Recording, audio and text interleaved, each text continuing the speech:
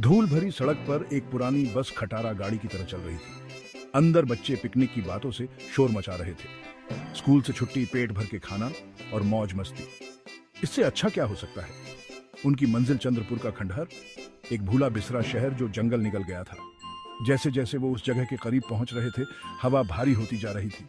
कुछ देर पहले तक जो धूप पेड़ों के पत्तों से झांक रही थी, वो गायब हो गई। जंगल में एक अजीब सी खामोशी छा गई। शहर के आखिर में आकर बस अचानक से रुक गई। टूटी फूटी इमारतें जिन पर अब बेलें चढ़ गई थीं, उनका स्वागत कर रही थी। 12 साल के समीर की रीढ़ की हड्डी में सिहरन दौड़ गई, लेकिन बाकी बच्चे तो बस से उतरकर इधर उधर भागने लगे। सब उत्साह से भरे हुए थे। उनके शिक्षक, जो कि जवान और उत्साही थे, उन सबको चंद्रपुर के प्रवेश द्वार की तरफ ले गए, जहां एक टूटा हुआ मेहराब खड़ा था।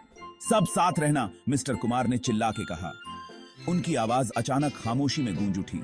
पर उनकी बात हवा में उड़ गई, क्योंकि तभी एक तेज हवा खंडहरों के बीच से होकर गुजरी, अपने साथ ले जाती हुई गीली मिट्टी की खुशबू और कुछ ऐसा जिसे पहचाना नहीं जा सकता था। बच्चे इधर उधर घूमने लगे। उनका शुरुआती जोश अब एक बेचैनी भरी जिज्ञासा में बदल रहा था। जंगल का सन्नाटा उन पर हावी हो रहा था। प्रिया की घबराहट भरी हंसी उस भारी माहौल में दब गई। पुरानी इमारतें खाली आंखों से उन्हें देखती ही लग रही थी। टूटी खिड़कियों से हवा सरसरा रही थी, मानो कोई दर्द भरी आहें भर रहा हो। ये सुना क्या? अंजलि ने अपनी सहेली का हाथ पकड़ते हुए फुसफुसाते हुए कहा। मुझे लगा जैसे किसी ने मेरा नाम पुकारा है। सिर्फ अंजलि को ही नहीं ऐसा लगा था, बाकी बच्चे भी एक दूसरे की तरफ घबराहट से देख रहे थे। चंद्रपुर के बारे में उन्होंने जो कहानियां सुनी थी, वो अब सच होती हुई लग रही थी। किंवदंती थी कि यहाँ एक भयानक हादसा हुआ था। एक आग लगी थी जिसमें पूरा शहर जलकर राख हो गया था। बस पीछे छूट गई थी तो सिर्फ फुसफुसाहट और परछाइयां। हवा और ठंडी हो गई और एक घना कोहरा उठने लगा, जो खंडहरों में किसी जिंदा चीज की तरह रेंग रहा था। देखना मुश्किल हो गया। चारों तरफ सिर्फ घूमता हुआ धूसर कोहरा ही नजर आ रहा था। बच्चे एक दूसरे के पास आकर खड़े हो गए। उनका शुरुआती उत्साह अब डर में बदल गया था। कोहरे को चीरती हुई एक चीख सुनाई दी, बहुत तेज और डरावनी। बचाओ, मुझे वापस रास्ता नहीं मिल रहा। यह सुनील था। उसकी आवाज उस घने कोहरे में से कहीं से आ रही थी। मिस्टर कुमार का चेहरा चिंता से सिकुड़ गया। वो जोर से सुनील को पुकारने लगे।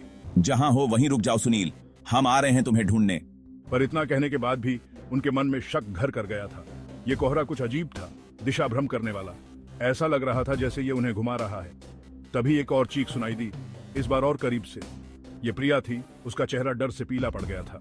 किसी चीज ने मेरे कंधे को छुआ है। सब में दहशत फैलने लगी।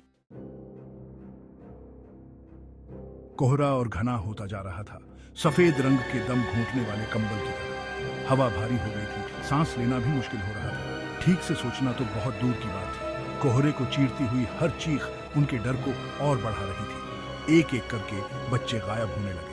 तभी समीर को मलबे के नीचे एक छोटी सी चमड़े की जिल्द वाली किताब दिखाई दी। उसने उस पर लगी धूल साफ की और उसे खोला। पन्ने पुराने होने के कारण खस्ता हो चुके थे। स्याही हल्की पड़ चुकी थी, लेकिन अभी भी पढ़ी जा सकती थी। यह एक डायरी थी। डायरी में किसी की मौजूदगी का जिक्र था, एक ऐसी आत्मा का जो डर और निराशा से अपना पेट भरती है। इसमें उन आत्माओं का जिक्र था जो चंद्रपुर के खंडहरों में फंस गई थीं और बाहर नहीं निकल सकती थीं। उस आत्मा को शांत करने का एक तरीका था, फंसी हुई आत्माओं को मुक्त करने और कोहरे से बचने का। डायरी में एक निशान का जिक्र था, एक ऐसा सुरक्षा घेरा जिसे खंडहर के बीचों बीच बनाना था। समीर डायरी लेकर मिस्टर कुमार के पास भागता हुआ गया। उनके दिलों में उम्मीद की किरण जागी। उनके पास एक मौका था, लेकिन डायरी में उस आत्मा की शक्ति के बारे में भी बताया गया था। अगर वो लोग पूजा ठीक से पूरी नहीं कर पाए तो वो हमेशा के लिए उन फंसी हुई आत्माओं के साथ बंद हो जाएंगे। वे खंडहर के बीचों बीच उस जगह को खोजने लगे। उनकी अपनी ही सांसों की आवाज उनके कानों में गूंज रही थी। समय कम होता जा रहा था, कोहरा और घना होता जा रहा था, और उस आत्मा की मौजूदगी और मजबूत होती जा रही थी जो उनके डर से अपनी शक्ति बढ़ा रही थी। आखिरकार उन्हें वो जगह मिल ही गई। खंडहरों के बीचों बीच एक खुला मैदान, जहां एक टूटी हुई मूर्ति लगी हुई थी।